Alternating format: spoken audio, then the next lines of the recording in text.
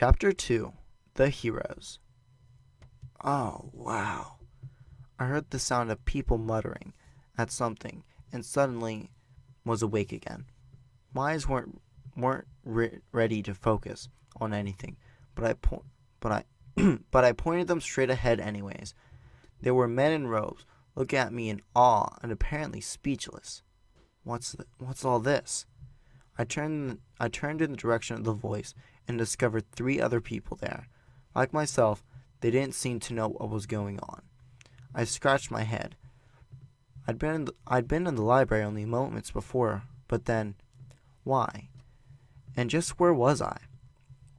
I flipped my head left and right and found that I was in a room.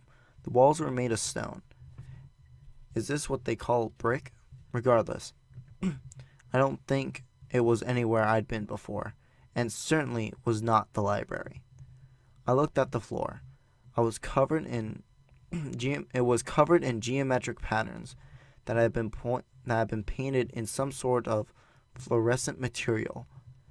There was also an altar of some kind. It looked like something magical, straight out of a fantasy.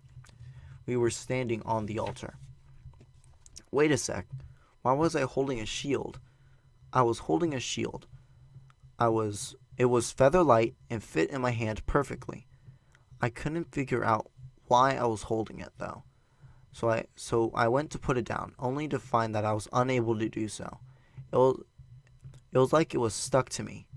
Where are we?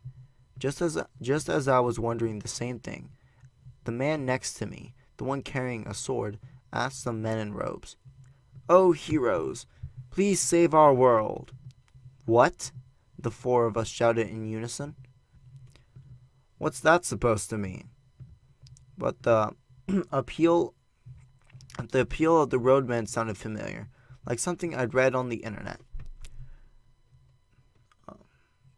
There we go. "There are some complications to your situation, but to offer a simple answer to your questions, we have just completed an ancient ceremony and summoned you, 4 heroes." Summoned? Yes, that was it. There was a really good chance that this was all some prank, but there seemed nothing wrong with hearing them out. Besides, it's more fun to be pranked than to prank someone else anyways. I don't mind that sort of thing. I think it's fun. "Our world teeters on the brink of destruction. Heroes, please lend us your strength," said the roadman, bowing very deeply to us. Well, it wouldn't hurt to, I began to reply, but the other 3 guys spoke up quickly. "I don't think so." "Yeah, me neither." "Can we go back to our world? We can go back to our world, right? We'll talk about your problems after that." What? Did they think it was okay to speak to someone like that? Someone that was bowing to us out of desperation? Why couldn't they have saved their conclusions until after they'd heard the bulk of the situation? I glared at them in silence, and soon the 3 of them were looking me over. What were they smiling about? We could all feel the room growing tense. What jerks! I bet they were actually happy to be here. Think about it. What if it were true? They'd gotten the chance to have some adventures in another world. It'd be a dream come true. Sure, it's cliche, but still, wouldn't we at least hear them out? The guy with the sword looked like he might have been in high school. He pointed his sword at the roadmen and nearly shouted, "Don't you feel any guilt for calling people into your world without their permission?" "Besides," said the guy with the bow, "even if we did save you and bring peace to our world, we'll just be sent back home, right? That sounds like a job to me." He was glaring at the roadmen. Now, a picture on one page of the 4 heroes. From left to right is now for me with the shield.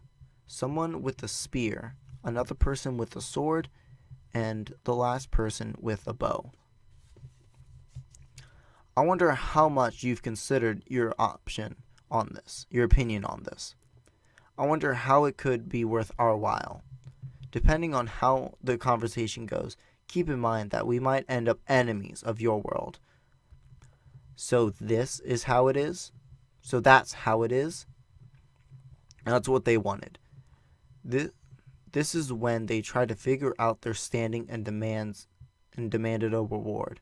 Well, they certainly were an outspoken, confident bunch. I feel like I was somehow losing to them. Yes, yes, well, we will very much like you to speak with our king. He will discuss further compensation with you in the throne room. One of the roadmen, apparently their leader, leaned against a very heavy-looking door until it opened, at which he pointed in the direction we were to go. Whatever. Fine. I don't think it really matters who we talk to, but whatever. My outspoken companions complained as they left the room, and the direction indicated. I didn't want to be left alone, so I followed them out. We walked out of the darkened room and down a hallway made of stone. How should I describe it? The air felt fresh, and I couldn't think of any other words for it. Vocabulary was never been my strong suit. We were able to steal a glance through a window, and the scenery took our breath away. The clouds were high in the sky, for as far as you could see. There, below us, a town spread out from the buildings we were in. All the houses were lined up neatly, just like the ones of those of European cities you'd see featured on travel brochures. I wanted to pause for a minute and take it all in, but there was no time. We were hurried past the window and down the hall, and soon enough we arrived at the throne room. Huh? So these kids are the four holy heroes? An important-looking older man was sitting there on the throne. He leaned forward as he spoke. He didn't make a good first impression on me. I couldn't stand people who condescended. My name My name is Altkari Melmarark the 32nd, and I rule these lands. Heroes, show me your faces. I somehow managed to resist the urge to yell, We're already looking at you. But I caught myself just in time. I guess he was in a position of authority, and he seemed to be a king of some sort. Now then, I shall begin with an explanation. This country, no, this whole world, is on the brink of destruction. It seemed like a rather regal introduction. The other guys with me spoke up. Well, I guess it makes sense, considering you'd call us from another world. Yes, yeah, figures. I'll try to summarize the king's story. There was a prophecy about the end of the world. Many waves would appear, and they would wash over the world again and again until nothing remained. Unless the waves were repelled and their accompanying calamities avoided, the world was doomed. The prophecy was from long ago, though the time it spoke of was now, at this very moment. There was also a large and ancient hourglass called the Dragon Hourglass that would signal the times. The Dragon Hourglass predicted the arrival of the waves, and its sands began to fall 1 month ago. According to legend, the waves would come in 1 month intervals. In the beginning, the citizens of the lands mocked the legends. However, when the sands of the Dragon Hourglass began to fall, the great calamity visited the land. A fissure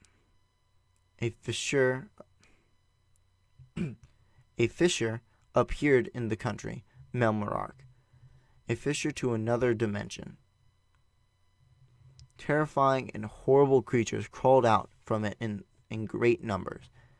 At that time, the country's knights and adventurers were able to repel the advance of the creatures, but the next wave was prophesied to be even more terrible. At this rate, the country would have no way to ward off the impending disaster. Was doomed. Considering the situation nearly hopeless, the kingdom decided to summon heroes from another world. That about sums it up.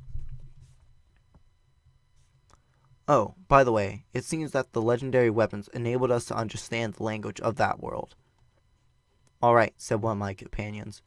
I think I understand where you're coming from, but what does this mean But does that mean you are basically commanding us to help you? It seems fine and all fine and good for you. I agree. All this sounds pretty self-centered to me. If your world is on the road to destruction, just let it burn. I don't see what it has to do with us. I could tell by the condescending giggle he struggled to hide that he secretly thought that this was all really cool. Well, it was my turn to speak up. As they have said, we don't have a responsibility to help you. If we excuse me. If we dedicate our time and lives to bringing peace to your kingdom, do we get anything besides a thanks and see you later? I guess what I really want to know is if there is a way to get home. Could you tell me anything about that? The king shot his vassal a sidelong glance. Of course, we are planning on compensating you for all of your efforts. The heroes, including myself, pumped their fists in celebration. Yes! Phase 1 of negotiations complete. Naturally, the king continued, I've made arrangements to support you financially and also provide you with whatever you may require in thanks for your efforts on our behalf. Excuse me. Oh yeah? Cool. Well, as long as you will promise us that, I don't think we'll have a problem. Don't think you bought us off. As long as we aren't enemies, I'll help you out though. Agreed. Me too. Why do they all have to act superior all the time? Think about where we are. Do you really want to make an enemy out of a king? Still, I guess it was good to get all the particulars out of the way in advance, rather than risk losing everything down the road. Very well then, heroes. Tell me your names. Wait a second. I just noticed something. Didn't all this sound familiar to that book I've been reading in the library? The records of the 4 holy weapons? A sword, a spear, a bow, and yes, a shield. Even the 4 heroes were the same. Could I have somehow gotten pulled into a world of the book? I was starting to mull these things over when the kid with the sword hero, stepped forward and introduced himself. My name is Ren Amaki. I am 16 years old and a high school student. The sword hero, Ren Amaki, was an attractive young guy. His face was handsome, and he was relatively short, maybe 160 centimeters. If he cross-dressed, you'd mistake him for a girl in an instant. His face was so composed. His hair was black and cut short. His eyes were sharp, and his skin was white. Overall, he gave off a cool impression like a quick, slender swordsman. Alright, I'll go next. My name is Motoyasu Kitamura. Kitamura. I'm 21 and a college student. The spear hero, Motoyasu Kitamura. Kitamura. He came off as lighthearted and kind. Something like an older brother. His face was at least as well kept as Ren's. The type of guy who was sure to have a girlfriend or two. He was probably around 170 centimeters. His hair was pulled back into a ponytail. I normally don't like ponytails on men, but it seemed to suit him. Overall, he seemed like a caring older brother. Okay, my turn. My name is Isaku Kawasumi. I'm 17 and still in high school. The bow hero, Itsuki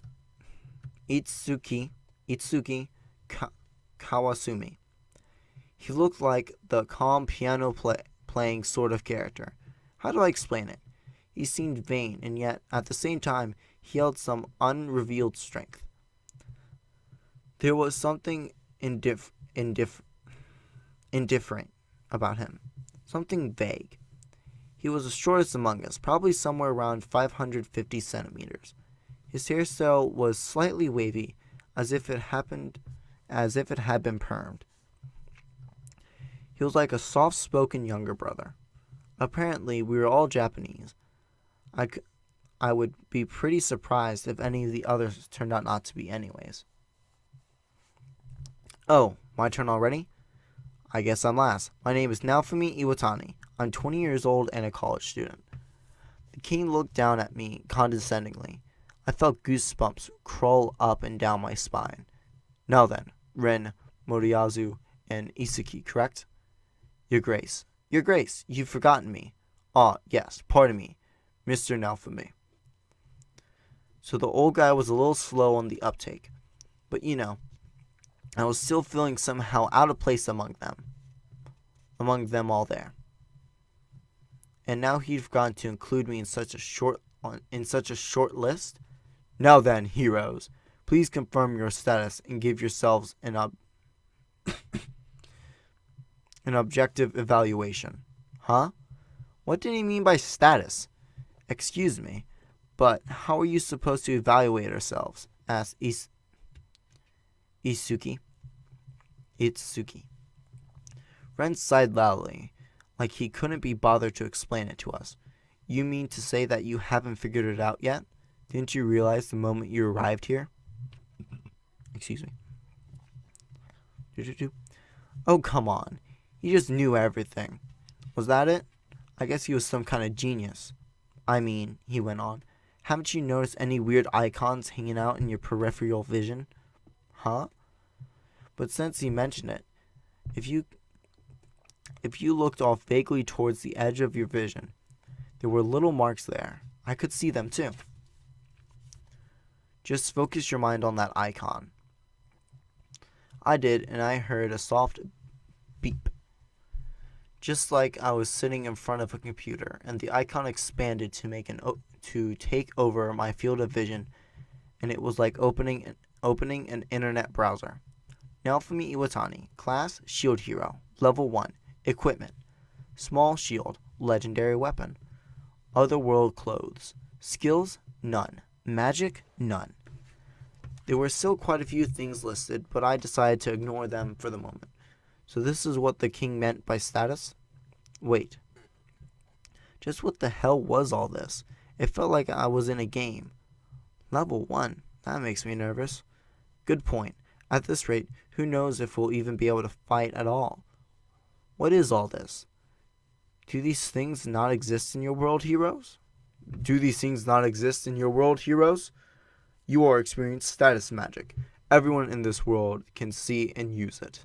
Really? I was amazed at how normal everyone seemed to think it was. These numeral expressions on your physical body. And what are you supposed to do? These numbers seem awfully low. Yes, well, you will need to go on a journey to further polish your abilities and strengthen your legendary weapons you possess.